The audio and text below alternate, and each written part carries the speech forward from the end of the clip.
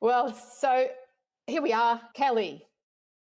How do I pronounce your surname? Wacher. Wait Kelley your Wacher. turn. I'll be there in a Wait. minute.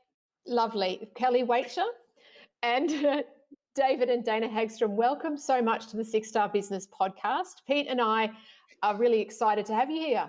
And well, this is a first, isn't it, Av? Like, we Yes. have 4, we got 5 people on the podcast. It's like, bring all your friends. Go on, bring them. That's I brilliant. know. It's It going to is make brilliant. a really great dynamic, yeah. It will. We're at the pub, you see. So we normally have 4 chairs. We've just pulled over a 5th and everyone's sitting around. And no, this is beautiful. So, and it's the first time we've had anyone in Mexico. So there you go. But we should have a map, Pete, around the world and notch up where everyone comes from. That would be fun to do. There you go. Sure. Yes. Yeah. Well, to get us started, I always love to ask our guests to introduce themselves for the benefit of our listeners. So if you could, when I say your name, Kelley Wacher, you tell us your name, who you are, where you are in the world, who you serve, and maybe something that you do outside of your business and your work, something interesting about yourself. So who would like to go first? Go on, Kelley. Okay. Oh, okay. All right. I was going to say let the Mexicans go first, but hello. Well, my name is Kelley Wacher. I have a business called Corporate Magic. People say to me, "Do you pull a rabbit out of your hat?" And I say, "No, the magic is in you and not in me." So my purpose of being here, and not just on the Six Star podcast, but in what I do is I drive individual and inspirational change in people through their behavior, through their learning, through coaching, through leadership development, to really get the magic from people so that they can discover what they have within them and how to bring that out to really be their best selves out in their work, in their families, in their relationships, in their homes. And I use it a basis of strengths and talent development with that. And I'm really fortunate to love what I do. One of the things interesting about me, oh my gosh, there's so many things, Evelyn. What can I say? I feel like I live in a small zoo. I have an 8-year-old boy, so who's the love of my life, and mostly the source of most things that I do outside of my work. And we have a rabbit and cats and dogs, and it's all going on here. But I just, you know what? I love being a mum, and my work is so much not like work that I just feel like I'm just constantly doing it with my community. I volunteer in the community. I just am really interested in and taken by people's behavior and how they act and how they respond in the world. So That's beautiful. which is very interesting in the times we're having now. Absolutely. And whereabouts are you, Kelley? Sorry, I'm in Sydney in Australia. Okay. Lovely. Well, welcome. Thank you. My pleasure. But I am really a Womble, Pete. I was born in Wimbledon in England. Oh, excellent. I didn't know that. Yeah, there you are. Dana and David, what about yourselves?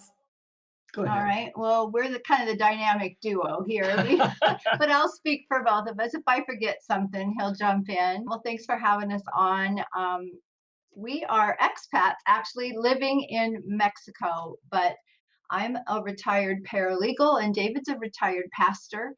And when we got to Mexico in our retirement, we decided that we had a lot more to give. We had a lot of skills and things that we could build upon and learn how to monetize. And so we've become online marketing strategy coaches, helping other people like us in second careers to find success online. And I loved what you were saying, Kelley, because we do the kind of the same thing. We love to help people find those gold mines inside that they can monetize and then show them how to do that online, because that's a lot different than if you're doing it face to face. Something interesting about you. Oh, something interesting. I'm a published author. In retirement, I've always wanted to be a published author, and I, as a child, thought that was going to be one of those steamy romantic novel kind of authors. But no, God had a different plan for me. I'm actually publishing devotion. I walk through books of the Bible and help people kind of connect their life with the words of the Bible. And so 4, and we're coming out with probably another 2 in the next Couple 6 months. So yeah, that's kind of a fun fact. That's cool. What about you, David? What makes you tick? What makes me interesting? What makes you Well, tick? Yeah. what makes me, well, my passion has always been biblical interpretation.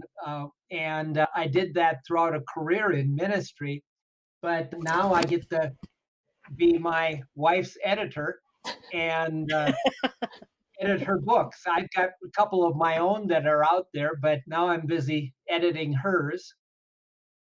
And we've 3 Japanese chins and 1 German Shepherd puppy Yeah. here. Wow. Our human children are in 4 different time zones, so they're harder to keep in touch with. Mm, And do you wow. have grandchildren? We do. We have No? no. 3. Yes, and they're all our oldest daughter has 3. And we've not met one of them, but on our next trip to the United States, we're going to meet our 3rd grandchild. So we're super excited about that. And why Mexico? Well, let me answer that one. Really, several things, but it started out with a particular evening when I was maybe a little bit frustrated with my final parish that we were serving in the United States, partly because I had been in huge congregations prior to that. And now this one, in my last one, was a very small congregation. And I was just felt like a fish out of water. I just really didn't fit. And one night I was looking at our pension account and told Dana, we really can't afford to retire until we work another 6 to 8 more years. And then I sort of flippantly said, unless we just retire now and move to Mexico. I didn't know it was a joke. I really didn't. I knew how frustrated he was, and I knew the congregation was struggling. So when he said that, I'm like, okay, let's go. Of course, we prayed and we did all the things you do, and all the doors kept opening. Yeah, we And talked to our financial advisor. We did all the due diligence, but in less than a year, we were here, living here full time. because the cost of living in Mexico, I don't know if you're familiar. I mean, it's just so much. The dollar goes so much further. Mm. And And we had quite a few Hispanic friends in the United States that we just loved and loved their culture and their food, yes. And so that made us look here, and the climate is the unbeatable. climate, yeah. We don't have air conditioning or furnaces. It's just perfect all the time. Wow. Making me very envious. Yeah. Yeah, it's such Like an interesting Brisbane. story. Pardon, Kelly? So it must be like our Brisbane. Yeah, probably quite similar. Although it still gets cold up here, right? Well, here we are in this space together talking about 6-star business. And I guess now that we've kind of got to know each other a little bit, it's always really interesting to Av and me to find out a little bit more about why people decide to show up here. 6-star, it's quite a esoteric concept. It's something that Av and I just stumbled across end of last year, and we're finding that it means different things to different people. So Dana and David, I guess to start with you, when you first heard this idea of 6-star business, what was it about it that kind of attracted you to it and has held your interest long enough to come down to the 6-star pub and have a chat about it? Well, you always strive for excellence and to be the best you can be. And we do that in our own business. We also help our clients do the same thing. And so when you think of 5-star, you go to those 5-star restaurants or hotels. Well, to me, 6 stars is even better than that. So getting better than you even thought you could be. I've just been curious about the conversation of what a 6-star business could look like. So in my mind, it's striving to be better than you were yesterday, today. Beautiful. Yeah, and I guess from our own standpoint, it's seeking honor God in what we do, and that seeing God as a sort of a silent partner in our business and in all of our interactions. How I about love, you, Kelley? yeah, I Yeah, love that. sorry. I was just going to Yeah, say, I really yeah, love that. Yeah. yeah. I was thinking about this because I was listening to some of your earlier podcasts, and I come from, my background was in hotels and hospitality. So I've worked in 3-star, 4-star, 5-star, people that think that they're 6-star hotels. And I was thinking about what that difference is. And I think I remember a hotel chain who, they're a French hotel chain, and what they did was they started to ask their people to, as part of their brand and their 6-starriness, um, to say bon when they checked in as part of their French branding, and it was magnifique. And I won't mention the brand, but what I found really interesting, and this is how I see the difference between 5 and 6-star, is that 5-star, you're technically 5-star when you tick the boxes for things that you have. Yeah, it's different services, number of bathrooms, and what you have in your mini bars, how your bedrooms are, the things like that. And but I remember going into one of the hotels in Brisbane actually, and I walked in and someone said bonjour, and I remember thinking that it's a 5-star hotel, but it's not a 5-star experience. Yeah, and because I think that their idea around it was not just to say bonjour, but for people to say, "Well, you are here.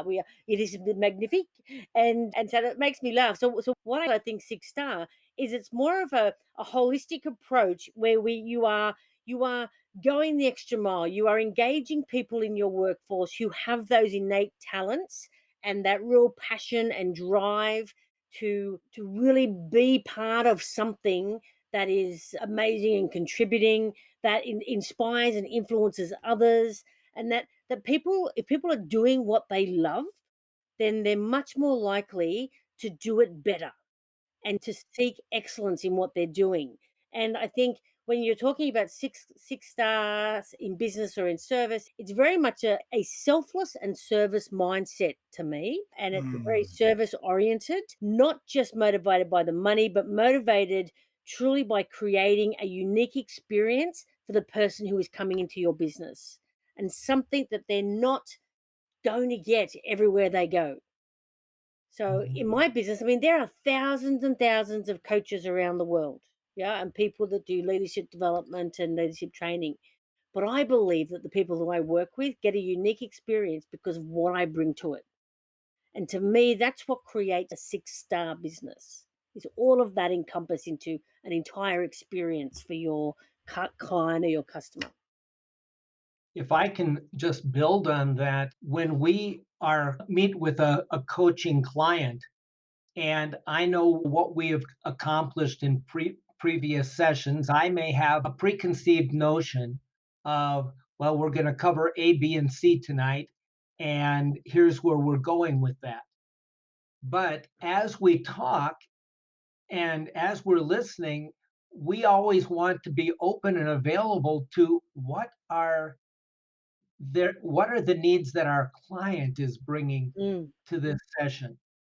And if it needs to go an entirely different way in order to meet their needs where they are today, then we want to be there for them to meet them where they are and to help them with. I love that, David. I mean, and that's like the 2 questions that I ask my clients before I even get started with them. The questions I ask myself: who is your customer? What is their need? Mhm. Because you're not providing a service if you're not assisting them to meet those needs. Right. And we've probably all had coaches who do come with their agenda and they shove it down your throat. Yeah. And you walk away going, well, I didn't learn anything. I don't feel like I moved the needle this week. I've learned that's the kind of coach I don't want to be. Right, right. You have to have that behavioral flexibility that they talk about, the agile world that we're in, but really it's being able to have, I think, a lot of tools in your belt that you can bring out as you need them and use them in where they're going to serve your client and your customer. Mm. mm, So what I heard as one of the things that came up in just what both of you said then, which I love, by the way, is the the need or the act of seeking to understand from a place of true purpose, as in you genuinely want to understand where someone is at and then serve based on that, rather than being prescriptive about this is the next step, or this is the experience you will absolutely have, or this is the outcome you're going to have rigidly, which might be the 5-star if that was what was promised on the upfront sign before you went into that hotel or restaurant or whatever it was. And if you got all those things, then it would be 5-star. Would that be, is that what you're thinking? Yeah, I think that's right, and I think that there are a couple of thoughts around that. I think that some people believe, and it's very efficient to have an off-the-shelf product. Yeah, it's efficient and it's monetizable and all those sorts of things to have an off-the-shelf product, and I think that works for a lot of people. Yeah, but if I want to work in a space where I'm creating truly transformational change with people, and it doesn't happen all the time, but when you get someone who has the courage and the willingness to really dig deep and work with you on that, I think you can create very long-lasting transformational change. And so there is that prescriptive, and then there is that kind of, if you like, tailor-made for the client. And it depends who the client is and what the customer is asking for as well, I guess. Sure. We have boxed up our entire, what we call Your Pathway to Profit, in a course that people can but the statistics of courses in general that come out like that is that something like 3 to 5% of people actually complete them and do the work. And on their own. That's on their own. Yeah. If we can coach somebody and walk with them step by step through the process, we are much more confident of achieving some kind of real transformational change, like you mentioned.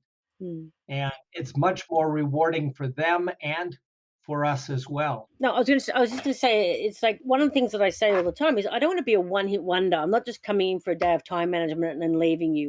We want stickiness. In a 6-star business, you want stickiness. Whatever you're doing, you want it to stick. You want people to be able to actually have the moment to experience it, to experience the wins that they get from practicing what you're teaching them or using the tools that you're giving them, so that it does create an impact. Otherwise, what's the point, you know? Yeah. Right. Sorry, off you go. In a course, I can give you some principles and some ways of going about each step of your business. I can give you some examples. I can give you some exercises to do to accomplish this particular step. But when I walk with somebody as a coach, we can talk about what are the particulars of your business and how will we adapt and work with this in meeting the needs of your clients.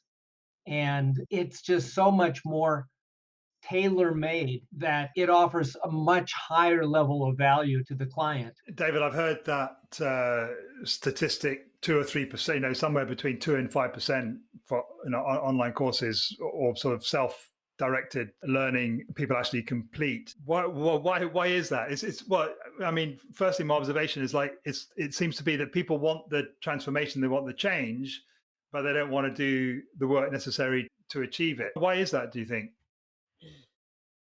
Well, I'm looking at the books around me, and every one of them has value to me. Every one of them I purchased for a particular reason and planned. Now, some of them are reference works where I intended to go to particular things and just use this chapter or that section or something. But most of them I assumed I was going to read in full. But I have a few books on my shelves that I have not read in full.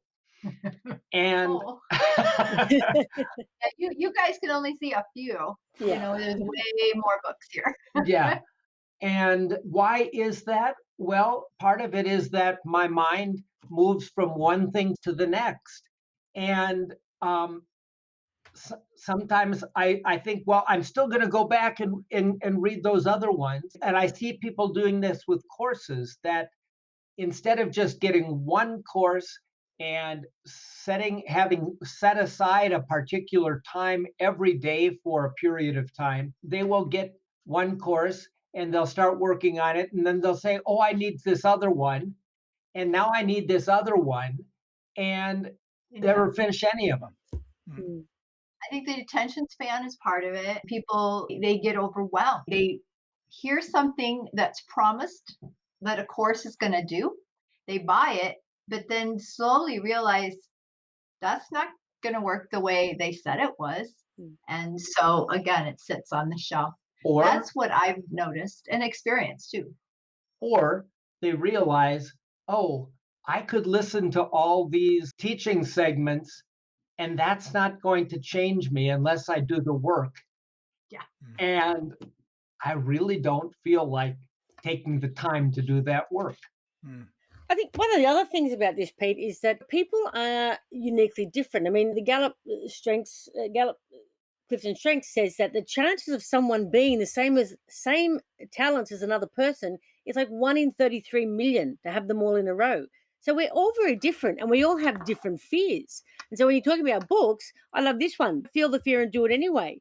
And that is part of Yes. the issue that people have when they start doing these things. They get into that mindset of, I'm not good enough, or I can't do it, or there's so many different things that stop people from doing it.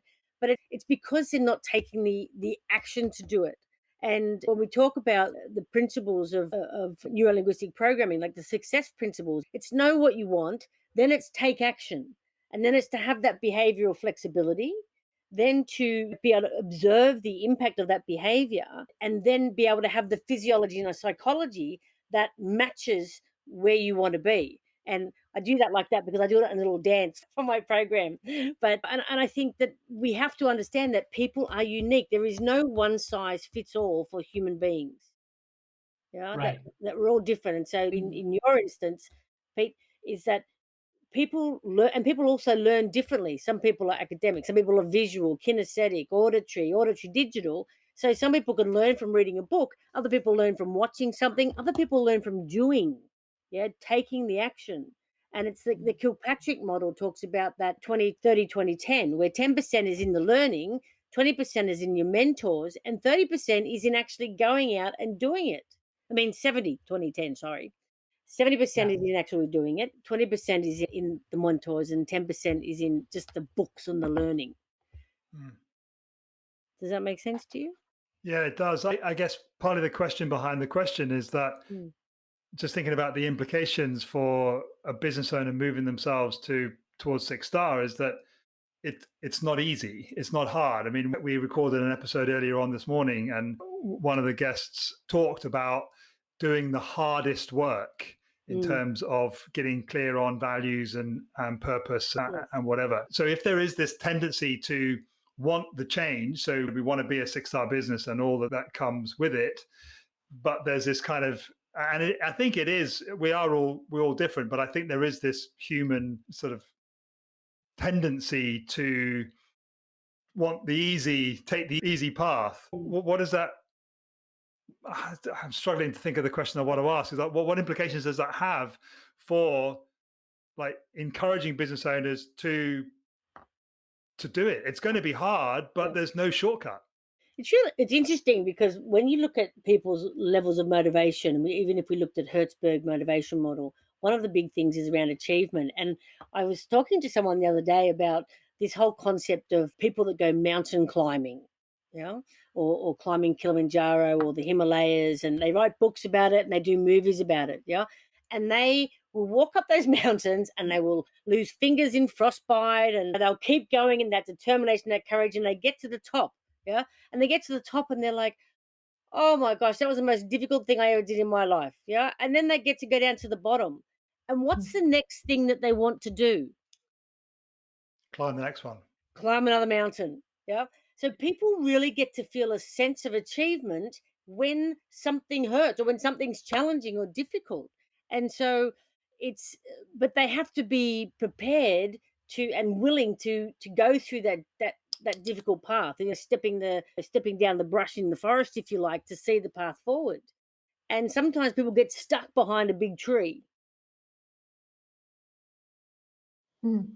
And so I think, and I'm trying to answer your question, but sorry if I just did it with with an analogy. Well, it wasn't a very well articulated question. It must. I'll be fair. Yeah, but I think one of the questions you're asking is why don't people do it? Because you think people want to take the easy route, but the easy route rarely leads to satisfaction, I guess is what I'm saying. The easy route rarely leads to achievement. It's just the easy route is getting stuck in busyness, yeah, and just doing stuff. But the real achievement comes from when you put your heart and soul into something, or when it's been tough and you can see the result at the end.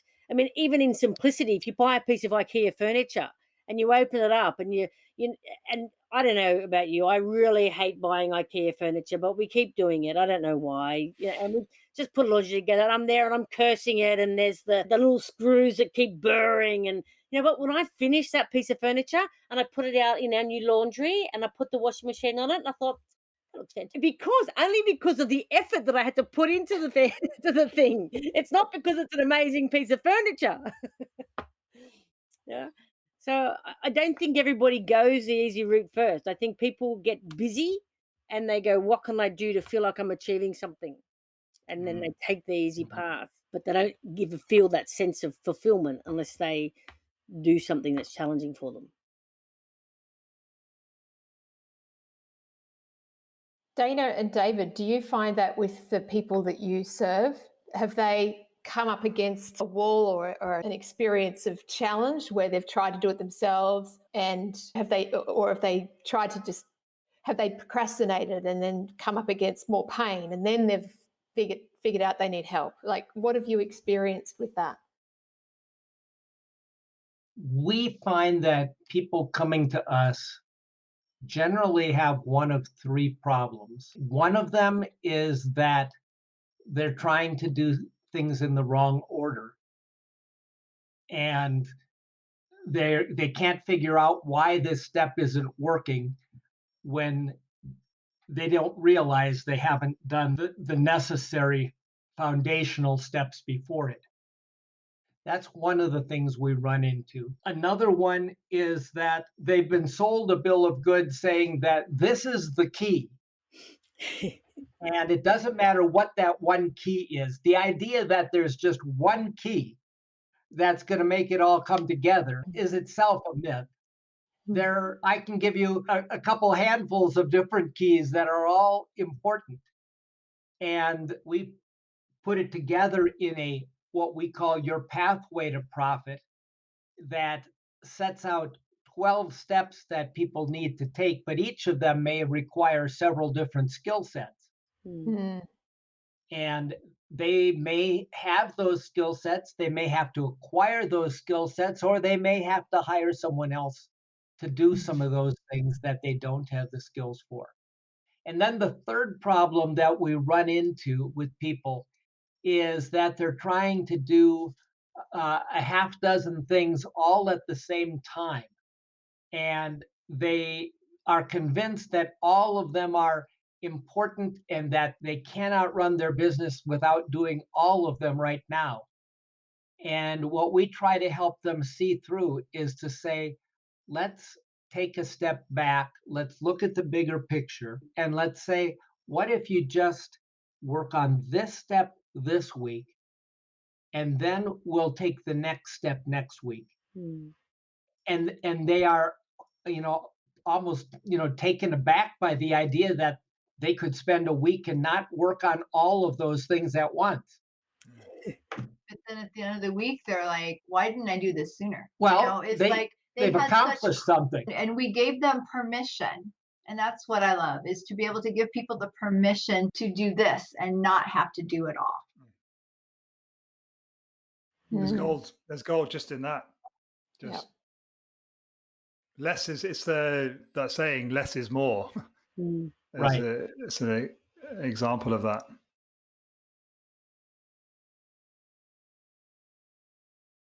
There is no such thing as multitasking. Well, I remember when I used to do marital counseling, I would frequently have a couple come in, and one would say, well, this is our problem. And the other one will say, no, there's this problem. And by the time we get, into this conversation ways, I've got a dozen different problems sitting in front of me on the table, so to speak. And I can't count, how many times I've had this conversation with people and said, I have absolute confidence that we can help together resolve any one of those problems. And that when we're done with that, we can resolve the next one. But I doubt that we're going to make much progress trying to do all of them at the same time. Mm. Mm. And then when we could identify one thing that they wanted to work on and deal with that, and then promise them that next we'll work on the issue that you're concerned about. And then we can make some progress and see some good results. Mm.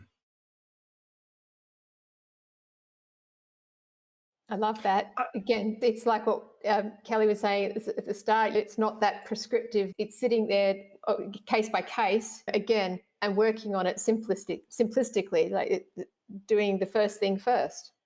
Mm-hmm. So keeping it simple, but also making it, understanding them, keeping it simple, and then making it realistic for them to achieve.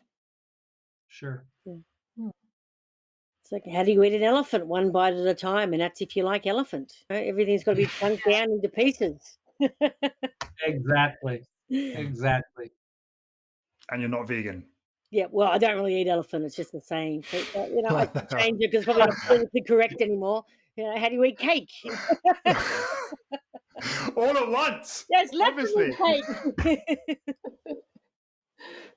Well, one thing I'm curious about, maybe it's slightly tangential, Dana and David, is kind of you both had very different lives, paralegal and pastor, and you're now doing something ostensibly very different.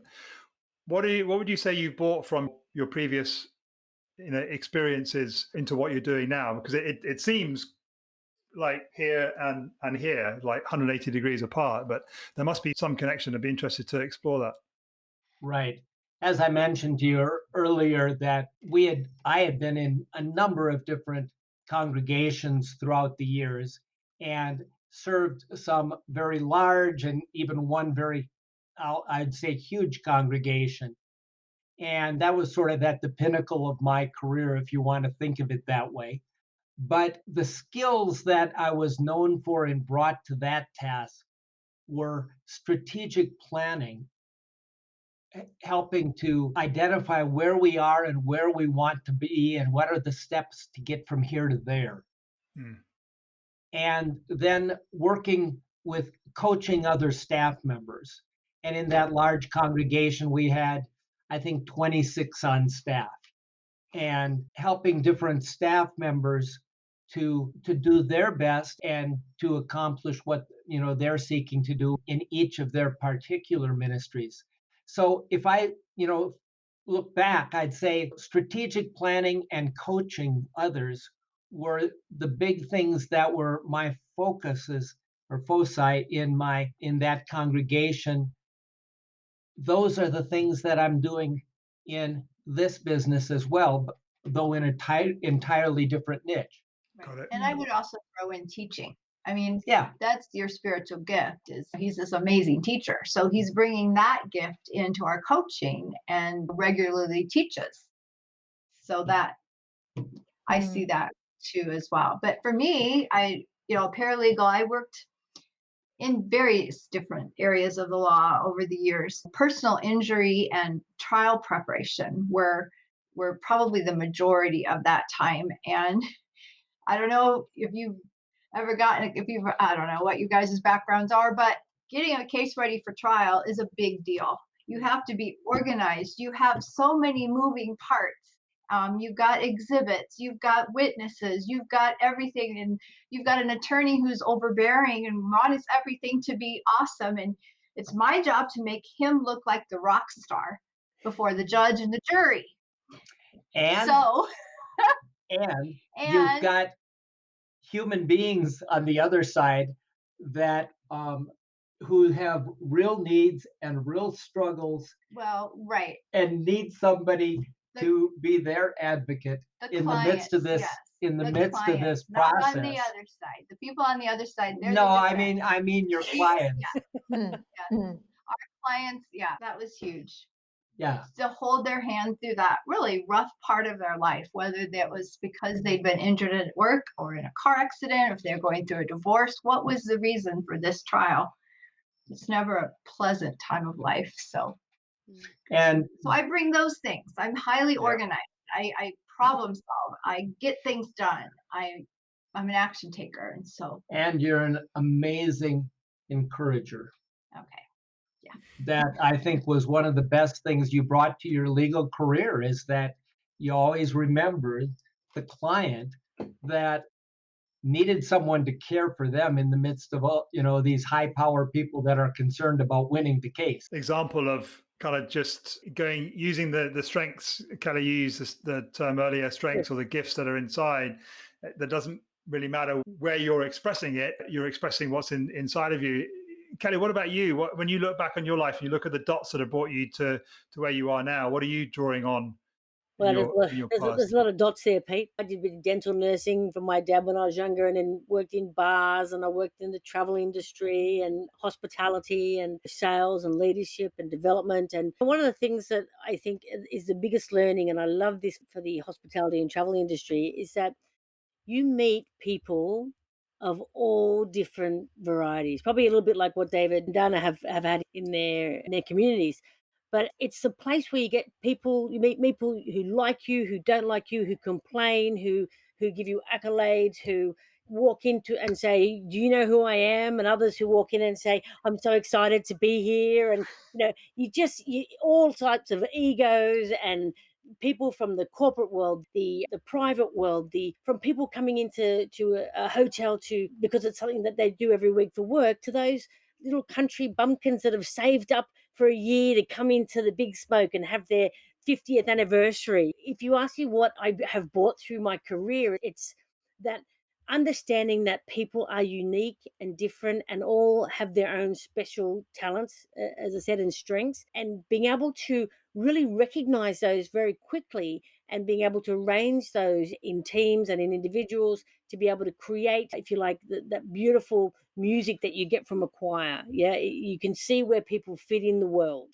and how they can do what they do and really enjoy it. And it's what David and Dana are talking about.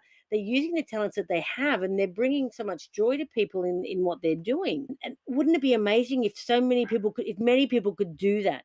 Yeah, I remember I used to have to go to these events and be the entertainment, at the table as the host. And one of the questions that I would ask people to get going was, if you could do anything you wanted, but you haven't won lotto, okay? So you don't all of a sudden have millions of dollars, but you could do anything you wanted, what would it be? And rarely did they say what I'm doing now. And I am so fortunate to be a person who can say, do you know what? I would love to be doing what I do now. And I want more people to have that. And it's because I get to use my talents for building relationships, for recognizing people's individual strengths, for my empathy talents, my related talents, to building trust with people, to get them to create change in their own lives. And, when I did my talents 30 years later, I was like, oh my gosh, look, there they are. but when you look back at your life, you see those talents have come through all the way. I wanted to be Wonder Woman. I still do. I wanted to be the Bionic Woman. There's a seeker of truth and the listener. Then I wanted to be an actress on stage, and I am on stage now, but I'm doing facilitation. Yeah, I wanted to be in Willy Wonka's chocolate shop, the shop, because everyone comes in there and they're always happy and they're smiley. And that's what I want to create in the world. So, yeah, I'm really passionate, if you can't tell, Pete, about people Can't tell at all. using their talents to do what they do well, because you just get a much better performance. People don't have work performance. They have personal issues that impact their performance. And if we're going to look at that and change that, then we're going to change the way of the world. Woo! I just want to reflect on what you just said, Kelley. It seems to me like for someone to be able to deliver 6-star, because that requires them to look at themselves, do the work on themselves, and also have the care factor enough to do that. They need to be in a place, like you just said, and I'm sure like David and Dana are in, that you actually love what you do. Because if someone is in a situation where they don't love what they do, the forces of that opposition saps their energy, diverts their attention, and they're not going to give any care to what they do. And they're not going to care to do the work. And that's when I look for the easy stuff, Pete. The easy way out. Yeah. And they settle. They aren't. And they just settle. They don't strive for better. They're content to settle and miss out on something that could be so much better.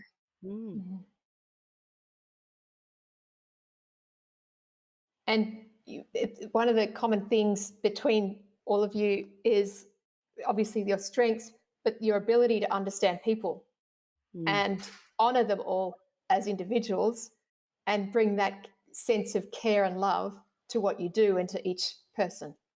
Yes. It's so important. People rarely are told that they're appreciated, valued, and respected. And we have the opportunity to do that every day. Yeah, and it's hard to sometimes realize how much effect that has. Those simple statements of, boy, you have a real strength there. And we don't realize that rings in their ears for days to come. And it was just an offhand comment sometimes at the moment, but those things make such a huge difference for people. Absolutely. Well, we value, respect, and appreciate the three of you for being here, showing up, sharing some of your genius, some of your lives, some of your insights. Av? I would love to know, in closing, if there was one little thing that you could give our listeners, like something they could take away, do, think, or just sort of process, what would that one thing be? The one thing that I would say is that we tell people to believe in themselves, but what we have to understand is that there are only 3 things that are within your control, and that is what you say, what you do, and how you behave. And so you have that power within you to make happen whatever you need to make happen. And that creates that self-belief, that determination and courage for you to do something different. So what I would say, if what you're doing is not working, please do something else. I love that. Thank you, Kelley. And one of the things that comes to my mind is thinking of how many people have a dream, and for one reason or another, they constantly put it on the back burner and say, well, maybe someday. And if there's something that people really want to do, or if there's something they really need to do to make a change in their life, I would encourage them to do it, to step out, take the risk, and do what they need to do. And yeah, they could fall on their face, but then you just get up and start over. So much better than never having, gone for your dream. Two sides of the same coin there, I feel. Take action. Yeah. Do it. That's it. Beautiful. And live a life of gratitude. Find something every day to be grateful for. Start the day with gratitude and end the day with gratitude. Yes. I love that. Your brain doesn't allow you to be grateful and angry at the same time. That's right. So it's just not wired that way. You can't be grateful and angry at the same time. So I love that, Dana, that being grateful for something, anything. Yeah. That's a great reminder. Yeah. Thank you. Thank you, Dana. Thank you, David. Thank you, Kelley. Thank you, Pete. I have really loved this conversation and so grateful that you were all here at this perfect moment in time. Thanks for having us. It's Thank been great you. to be here and lovely to meet you, David and Dana. Yes, very nice to meet you. It's been a delightful conversation. It has. Thank you so much. See you all soon. See you very soon. That was another stimulating, thought-provoking episode of the 6-Star Business Podcast. Thank you so much for getting this far. Please go ahead, like, subscribe, and give us a comment, review. Rating, if there was a 6-star, we'd love you to give us a 6-star rating, but to just go as high as you can. And if you want to continue the conversation with us and all the cool people who've joined us from the podcast, head on over to apply.6starbusiness.community. See you there.